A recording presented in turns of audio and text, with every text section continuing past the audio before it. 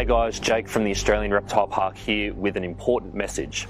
With the incredible amount of rain and flooding that we're seeing across the east coast, there have been more FunnelWeb sightings than usual for this time of year. Once the rain and floodwaters start to subside, FunnelWeb activity may increase even further. We've been getting dozens of FunnelWebs handed into the park and to our spider drop-off locations across Greater Sydney and Newcastle. In particular, we've seen an increase in sightings in Hornsby, Mona Vale, Wyoming and New Lambton. We're receiving reports of FunnelWebs being found in homes as they seek refuge from the water, and we're urging the public to be on the lookout and to know what to do if you do find a FunnelWeb spider in your home. Now I want to quickly remind you about first aid. As Australians, it is really important that we familiarise ourselves with the first aid procedures for our venomous wildlife. For a FunnelWeb spider, you would apply a broad pressure bandage like this one here up the entire limb, immobilise the victim and get them off to hospital as quickly as you possibly can. An increase of FunnelWeb spider activity in homes means there's a higher chance of being bitten and requiring anti-venom.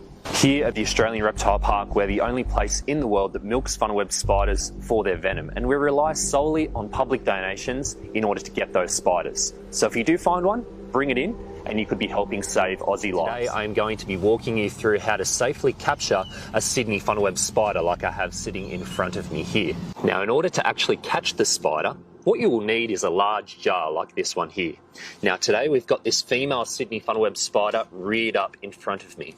If the spider is stationary, not moving, what you can do is pop your jar next to the spider, keeping your fingers at a safe distance of course, and then you can use a large spoon or maybe even a 30cm ruler to gently encourage the spider into the jar, just like that. Very easy.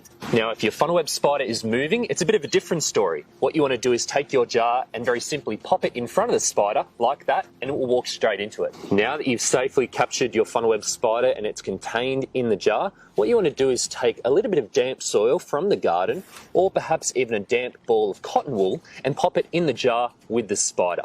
This will provide your FunnelWeb with a little bit of moisture inside the jar and will keep it nice and happy and healthy until you can either get it to one of our drop-off points. We have them as far south as the Sutherland Shire and as far north as Newcastle, or of course you can drop your spider directly to us here at the Australian Reptile Park. Once your spider's in the jar with a bit of moisture, of course, pop the lid on to finish off. Since the development of the FunnelWeb spider antivenom in the late 1970s, there has not been a single death from a Sydney FunnelWeb spider.